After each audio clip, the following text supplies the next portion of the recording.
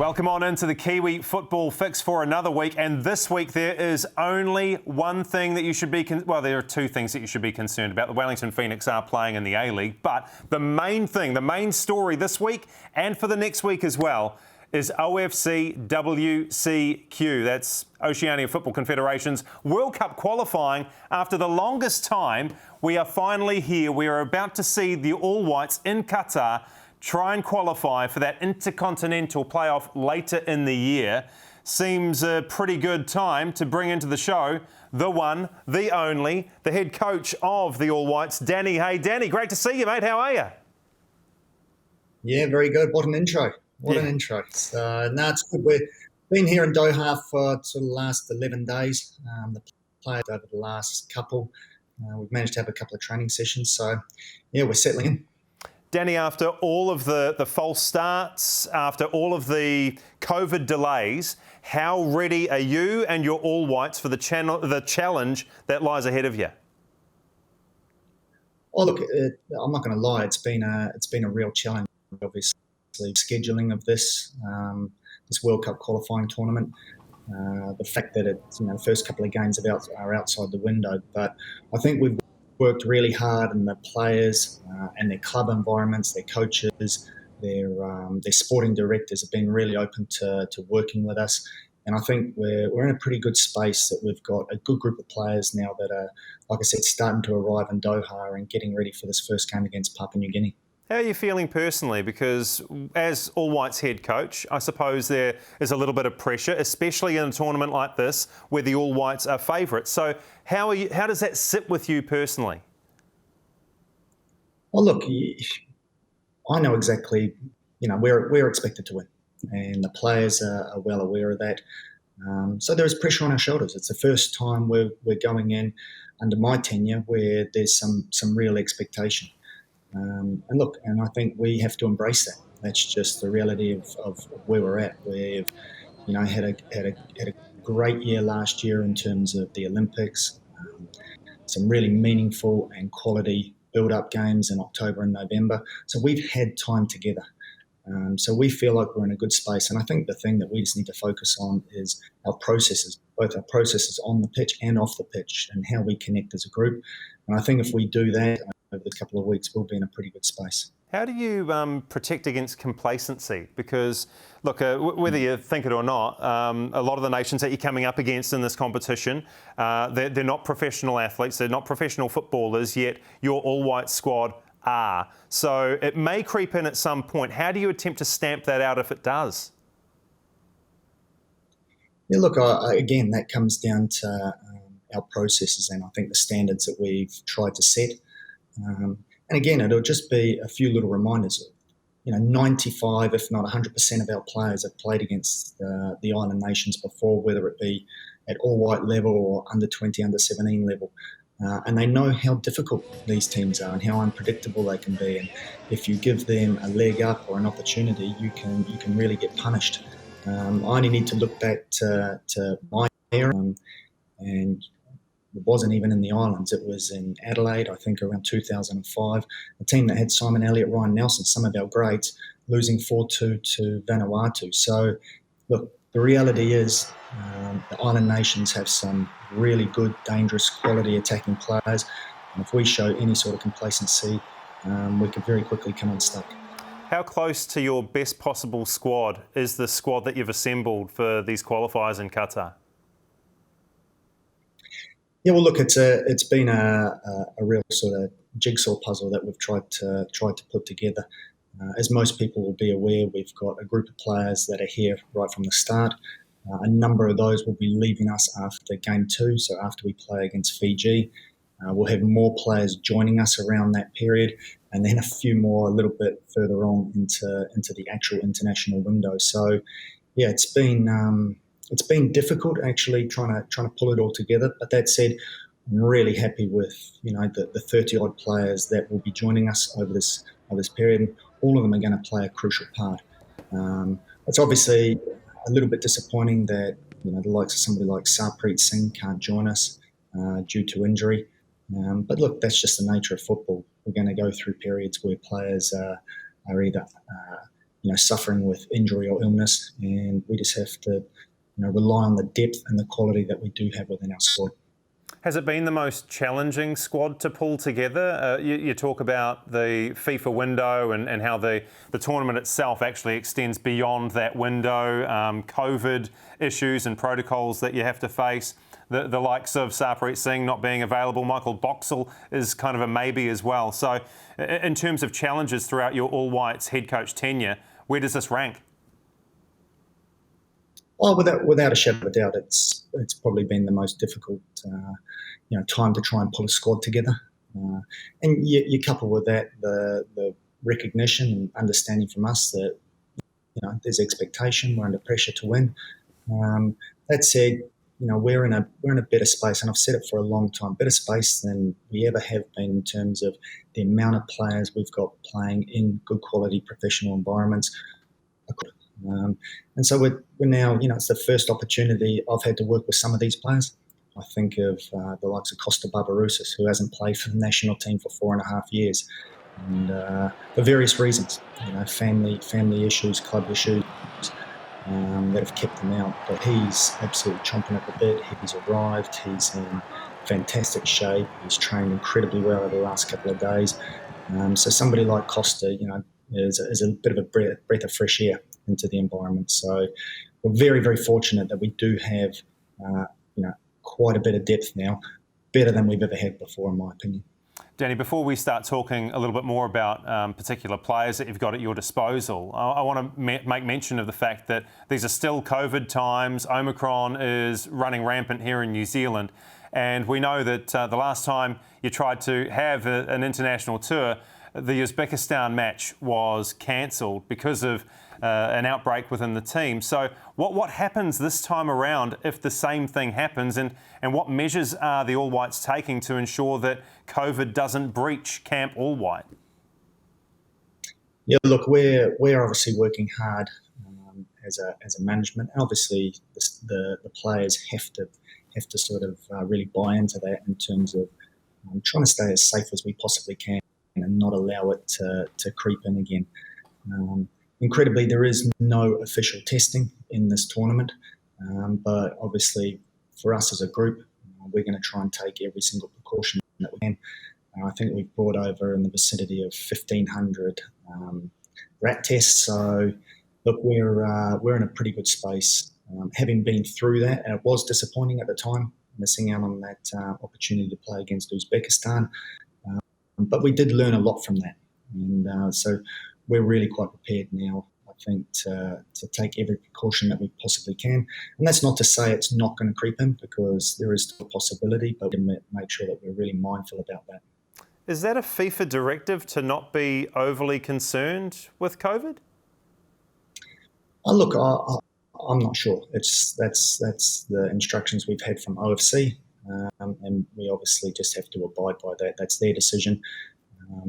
Obviously we inside our environment can take all the precautions that we can, and we'll continue to do that. Look, that's one, I suppose, hassle or something a hurdle to leap over on your way to winning this OFC World Cup qualifying event in Qatar. One of the other hurdles is trying to get your head around the logistics of picking a massive squad. Some are there at the beginning, some are there at the end, and some are there for the whole time. Are you comfortable with who's turning up when and leaving when? Yeah, look, we've got a pretty detailed schedule around player arrivals and departures. So the big thing for us is just how we connect as a group off the pitch, and we've got some really strong processes that we put in place and how we build our culture and build the environment. And that's been a real work in progress, and I think something that, if people have watched the performances over the last sort of 6 to 8 months, I think that's been a big factor behind that. So when players come into the environment, we'll go through a process where we welcome them, we connect, and hopefully, that pay dividends as players come and go, because it's quite an unusual time, I guess, for us. We've never had to do this before, where you've got so much disruption inside the squad. It's just something that we're going to have to deal with. We're aware that it was going to be this way, So no excuses from our part. So for the players that join on March 19, how soon will they be able to play? Will they be up and running, ready for the Fijian game on the 22nd? Oh, look, we'll just take each player as an individual. It'll depend on when they last played, how many minutes they played, how they've travelled, how they feel after the travel, how well they've slept. Probably age will come into it as well.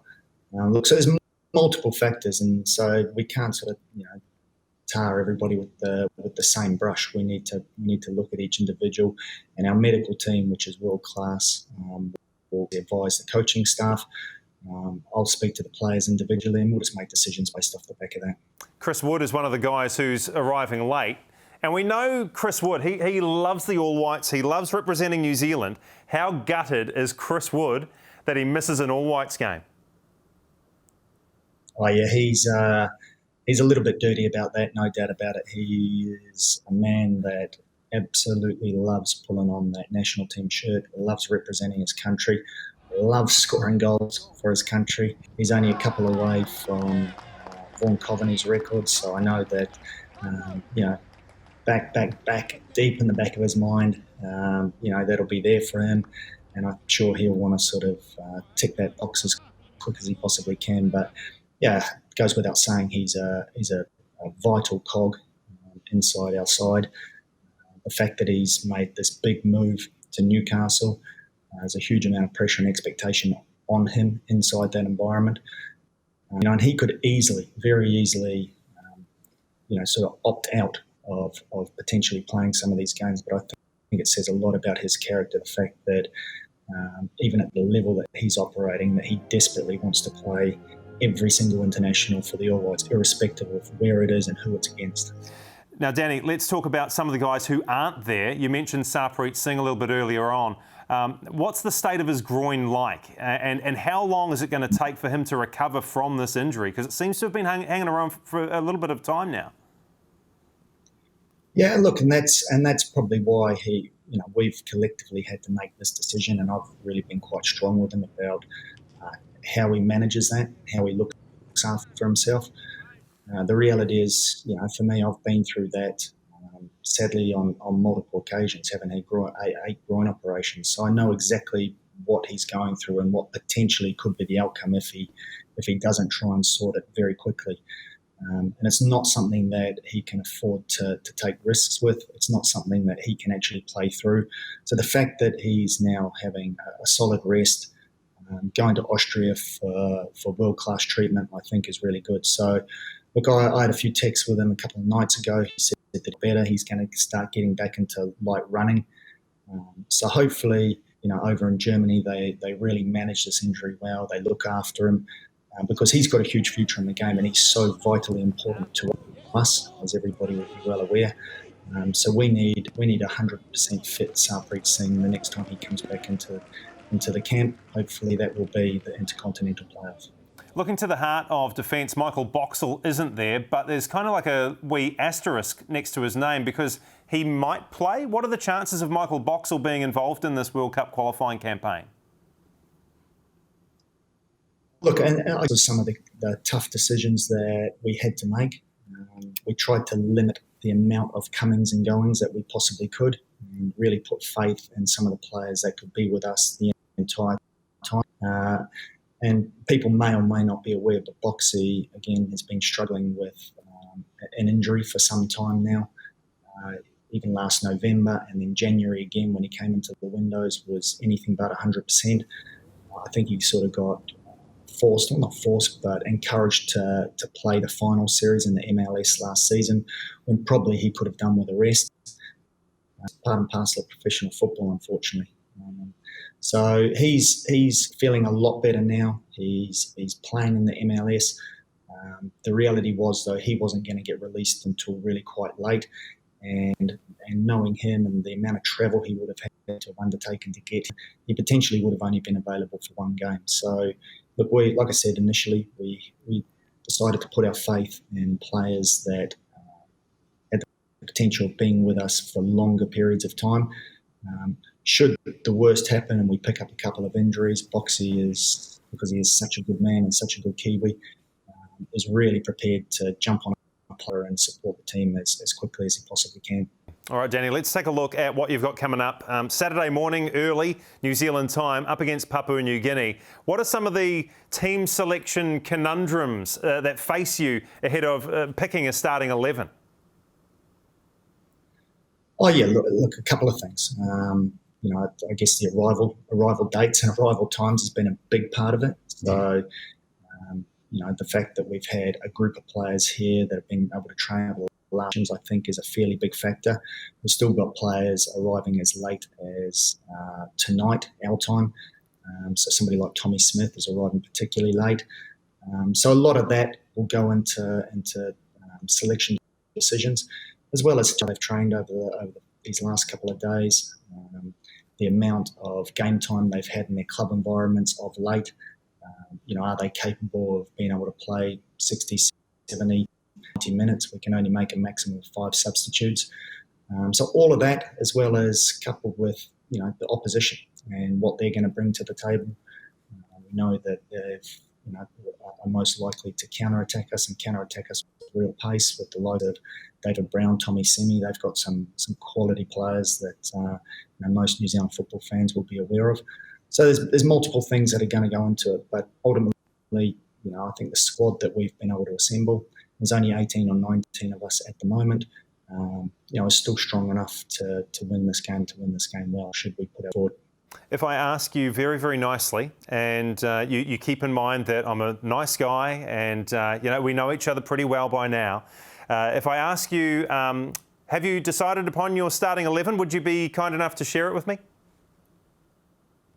Not quite yet, because we are still waiting on, one or two players to train, and they'll be training today. We'll just get a sense of, how they're feeling and make decisions based off the back of that. But, it's fair to say some key personnel that we've brought in that will definitely be starting. So, everything being equal, somebody like Ollie Sale will make his first start thing on Friday our time, obviously Saturday morning for you guys. Winston Reed's turned up in fantastic shape, which has been really good to see. As I said earlier, Costa Barbarouses has trained incredibly well and looking sharp, and it's great to see he's back from injury now. So look, there's some key personnel that will definitely be starting. You'll just have to wait and see what the full starting 11 is in a couple of days. Well, I tried, and you can't blame a guy for trying, can you? Hey, you mentioned Ollie Sale and goal, Danny. Have you checked on the mental health of Stefan Marinovic? Because he squeezed him out of the Phoenix. He's going to squeeze him out of the All Whites as well. Actually, as much as we do joke about that, even Stefan laughed. And that's, I think, a great space that we're in, that we've got genuine competition. Quality players in every single position. I don't think we've ever had the depth or quality in particularly in the goalkeeper position that we do now. So Stefan's well aware of that. He was meant to arrive on the 24th, all of a sudden arriving at 9 a.m. on the 20th now, because I think he's starting to get a little concerned that Ollie may perform really well. But look, Ollie's been in incredible form for the Phoenix ever since he's that number 1 spot, and he fully deserves his opportunity in these first couple of games to show us what he's capable of in terms of international level. All right. Well, look, and I know, and pretty much everybody else knows that the All Whites are favourite for this qualifying campaign. But let's prepare ourselves for the worst case scenario. What happens if you don't win this qualifying tournament? I mean, the obvious one is we don't progress to the Intercontinental playoff, but what are the ramifications of an All Whites team that doesn't progress past this point in qualifying? Yeah, well, I don't come home. That's probably the first thing. Look, the reality is we're in a tournament and things can happen, but we have to take a positive mindset into it. We want to win. So we just need to stick to that. And the reality is, if that doesn't occur, then we just have to deal with the fallout. But from my point of view, it's as long as we are connected as a group and stay strong and not let any of the white noise on the outside or other things that we can't control get in our way, then we'll perform to the level that we're capable of. Don't worry, mate. It'll be okay. And look, I need you to come back home, Danny, because the studio is so empty and lonely without you. It's great to have you on the call from Qatar, but I'd rather have you here sitting next to me. Look, once you get through this qualifying campaign and you're up against a CONCACAF nation, it might be Panama, it might be Costa Rica, how much have you allowed yourself to think of and dream of that intercontinental one-off game? Oh, look, I'd be lying if I said it wasn't in the back of the mind. We obviously have to focus, 100% on the job at hand, which is getting through this qualifying campaign. But once we get there, and fingers crossed we do, I've watched a fair bit of the likes of Panama in particular because they'd had a couple of big games against Curacao. So obviously when we're doing our analysis work ahead of that, we got to look at Panama a fair bit. So look, we're aware that any side coming out of CONCACAF are going to be match hardened. They've got quality players that play in good environments around the world. We just got to, from my perspective, probably hope that Mexico and USA do their job over the next couple of fixtures and qualify automatically. That said, if they don't, then I think we've got a squad that goes into games fearing nobody. So we're quite happy to take on whoever we get to face. The penultimate question for the Kiwi Football Fix today for you, Danny. Penultimate, that means there's one more to come, of course. For those who don't know what it means, I actually had to look it up in the dictionary. So that's why I've used it today. But the penultimate question is, do you have a squad good enough at your disposal to make it back to Qatar in November for the World Cup? Oh, 100%, I think we do. I think we've got a group of players that are starting to obviously gel, get time together on the pitch and off the pitch. A really good mix of some experience, players that have played at the highest level, been through big matches before, with this exciting group of young talent that is starting to emerge. So look, I 100% think we do. I think we've got the depth now. Even if we were to lose a couple of players to injury or to other things such as COVID, I'm still confident that we can give whoever we come up against, whether it's in this tournament or beyond, a really, really, really good run for their money. And finally, Danny, and that's great to hear, finally, the last question, the ultimate question for Danny on the Kiwi Football Fix.